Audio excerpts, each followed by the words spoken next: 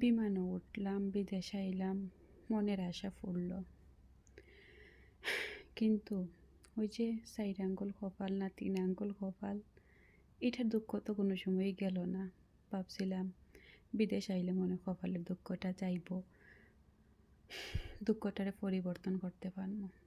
কিন্তু কপালে যদি দুঃখ থাকে, যতই বিদেশ যাও আর লন্ডন যাও, দুঃখ আর পরিবর্তন হইতো না, যেটা কপালও আছে।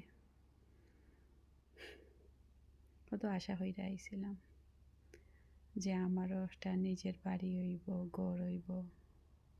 কিন্তু বিদেশ যে টাকা রুজি করি, এই টাকায় বাড়ি হইতো তো দূরের কথা, নিজের হাত খরচই হয় না। ২০,০০০ আর ৩০,০০০ টাকায় কি একটা বিদেশ বাড়ির মধ্যে থাইকা নিজের খরচ, ফ্যামিলির খরচ, এর মাঝে কি আশা করা যায় এই বাড়ির জাগা জমিন রাখার, ঘর বাড়ি করার? অসম্ভব।